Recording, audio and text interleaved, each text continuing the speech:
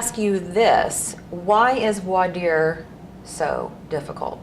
And before you answer that, and you may say, well, it's not difficult, but what I will say is, when I first got to working in the legal field, I was surprised at how many attorneys came up to me and said, I can do anything in terms of trial, but I hate voir dire. If I could hire somebody to do voir dire. And I found this very surprising, because I thought, well, this is the part that you just get to talk and you just get to find out about people. And I'm a very, I love dinner parties, and so I thought, this is so interesting. Why is voir dire the scariest part of trial? And I have my ideas about that, but any thoughts from the group on that? I think part of it for me was when I started doing trials, is realizing the reason why it's scary is because there's a stated purpose for it, which is incongruent with what you feel happening. The stated purpose, of course, to find jurors with biases and kick them off. And then it's nebulous. It's, we know what we're doing in an opening statement. It's structured. It's one-way communication. This is it's a blah. It's like there's no definition to it.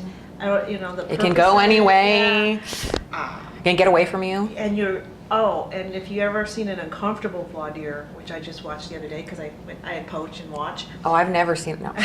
when the jurors don't respond, that's a feeling of rejection. I think Absolutely. I have that fear. Yeah. So. Anyone else? You have to, sir. Oh, well, I think I shine in voir dire. I like it. It is a certain personality type that does well. There's what I think and there's what's real. But every time I usually go 45 minutes, and then some judges will give you an extra 15-minute slot afterwards. Some of them don't used to do. But typically that's 40 minutes to an hour is what I do. And I've never once had a situation where the defense lawyer did his and I go, that sucked. I'm way better than you. But as my wife tells me, perception's more important than reality, and so I realize that I may think I shine, but I may actually suck in several areas, and I acknowledge that's a possibility. And we will definitely point that out if that happens. I've had good days and bad days. I generally prepare for voir dire. Some stuff I always do. Burden of proof and non-economics, and I'm trying to identify the tort reformers. But otherwise, just stuff that I'll do depending on the case. A list of things I want to go through with them, and it's funny. I never know how I'm going to start. I never know. I think I'm going to say this first, and I always just get up and I start foaming at the mouth, as my wife would say. But, and just, I don't know. So I like voir dire. I like it, but I've had ones where I didn't do all that great, and I couldn't get people to talk to. So I think I suppose some lawyers fear it because it's public speaking. That's everybody's fear, except for very few of us in society. It's interaction, you can't control it as well, back and forth. And like Yvonne's saying, it's, you're supposed to look at people that are biased and it can't be impartial.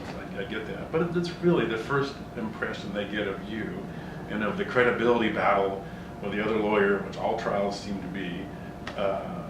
That's so important. That voir dire is so important because that's where you first establish your credibility, sincerity. If you can, lawyer kind of forget it was, if you can fake sincerity, you've got a long way in this business.